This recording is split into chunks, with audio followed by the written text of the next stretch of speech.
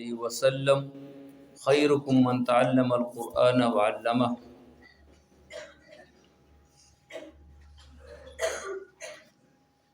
آج جو میرے درس کی خلاصہ ہے وہ یہ ہے کہ قرآن کریم انسان کو دنیا اور آخرت میں کون سے اعزازاتوں سے وہ نوازتے ہیں۔ یعنی قرآن کریم انسان کو کون سے عزت دے دیتے ہیں۔ تو نمبر 1، رسول اللہ صلی اللہ علیہ وسلم نے فرمایا خیرکم من تعلم القرآن وعلمہ، تم لوگوں میں سے سب سے بہترین بندہ جو دنیا میں ہے وہ بندہ ہے جو قرآن کریم خود سیکھتے ہیں اور سکھاتے ہیں، یہ بہترین بندہ ہے۔ آج جو دنیا میں 7-8 ارب لوگ ہیں، اس 7-8 ارب لوگ میں بہترین لوگوں روئے زمین میں وہی لوگ ہیں جو قرآن کی تعلیم اور تعلم میں مصروف ہے۔ نمبر 2، ان للہ اہلین من الناس قیل من ہم یا رسول اللہ۔ نبی علیہ السلام فرماتے ہیں کہ اللہ کی کچھ اہل ہے لوگوں میں سے۔ تو صحابہ نے سوال کیا کہ رسول اللہ یہ کون سے لوگ ہیں اللہ کے اہل؟ تو رسول اللہ صلی اللہ علیہ وسلم نے فرمایا اہل اللہ اہل القرآن ہم اہل اللہ وخاصہ، جو اللہ کے اہل ہے وہ اہل قرآن ہے، وہ اللہ کے اہل ہے اور اللہ کے خاص بندے ہیں۔ اس کے لیے جو لوگ دعا مانگے تو وہ چیز اس کو نہیں ملتے ہیں جو یہ بغیر دعا سے رب العالمین ان لوگوں کو دے دیتے ہیں۔ یہ دعا کرے یا نہ کرے لیکن رب العالمین اس کو بہت کچھ دے دیتے ہیں۔ نمبر 3، الشفاعہ، کہ یہ قرآن کریم یہ سورہ ملک جو 30 آیاتوں پر مشتمل ہے، اس کے بارے میں رسول اللہ صلی اللہ علیہ وسلم نے فرمایا شفاعت لرجل خاصمت عن صاحبها حتی ادخلت الجنہ، یہ اپنے جو پڑھانے والے بندہ ہے وہ اللہ کے دربار میں باقاعدگی کے ساتھ اللہ کے طرف سے اللہ کے پاس جا کر کے اور جھگڑا کرے گی، یہاں تک کہ یہ صورت انسان کو جنت لے جائیں گے۔ یہ معمولی منقبت ہے۔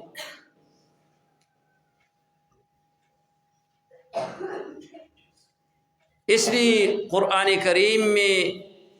کریم کے بارے میں رسول اللہ صلی اللہ علیہ وسلم نے فرمایا اقرأوا القرآن فإنه يأتي يوم القيامة شفيعا لصاحبه، قرآن کریم کے ساتھ تعلق پیدا کر، اس کے ساتھ محبت کر، کیونکہ یہ قرآن کریم روز محشر میں اپنے پڑھانے والا کے لیے وہ شفیع بنتے ہیں کہ کوئی اور بندہ نہیں بن سکتے ہیں سوائے یہ کہ دیکھ کہ وہ انسان کے لیے سفارشی بن جاتے ہیں۔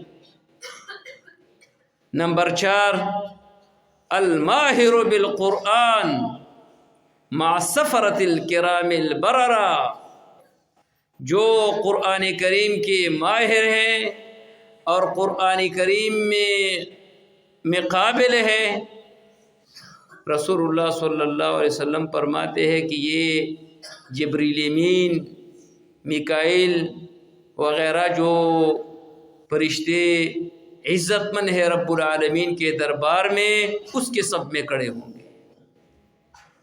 یہ معمولی منقبت ہے۔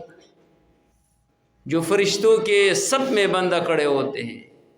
یہ خصوصیات ان لوگوں کے لیے ہے جو قرآن کریم کے ساتھ اس کا بے تحاشا محبت ہو۔ پانچواں، یجیء القرآن یوم القیامہ فیقول یا ربی حلہ فیلبس تاج الکرامہ ثم یقول یا ربی زدہ فیلبس حلۃ الکرامہ۔ ابو ہریرہ رضی اللہ عنہ کی حدیث ہے کہ رسول اللہ صلی اللہ علیہ وسلم نے فرمایا کہ ایک قرآن کریم روز محشر میں آ کر کی اور رب العالمین سے مطالبہ کریں گے کہ اے رب العالمین اس کو ایک جوڑا پہنائے، تو اس کو یہ قرآن کریم کرامت والا ایک جوڑا پہنائیں گے۔ پھر یہ قرآن کریم پھر مطالبہ کریں گے یا رب زد، اے اللہ اس کو اور بھی بڑھا دو۔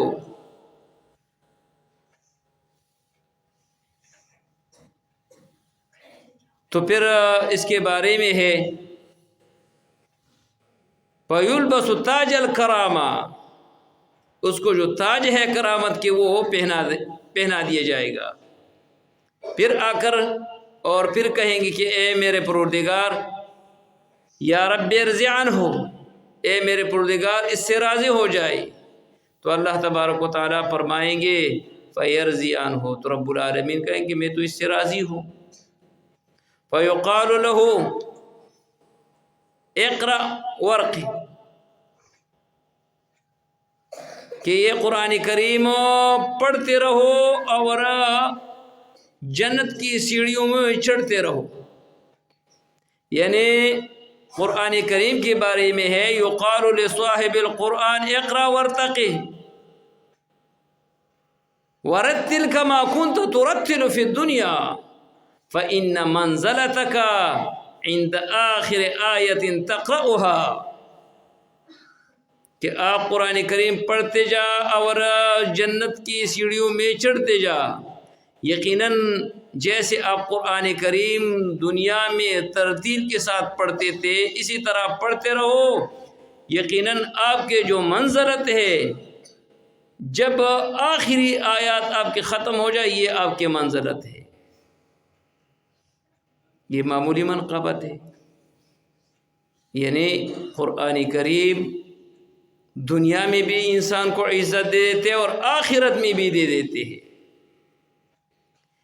ایک اور منقبت، رسول اللہ صلی اللہ علیہ وسلم نے فرمایا رب العالمین اسی کتاب کے ذریعے سے کچھ اقواموں کو بڑھاتے ہیں اور اس کو درجہ دیتے ہیں اور کچھ اقواموں کو گراتے ہیں۔ دیکھ جو صحابہ کرام ہے، تابعین ہے، تبع تابعین ہے اور اس کے جو بعد عثمانیوں تک جن لوگوں نے قرآن کریم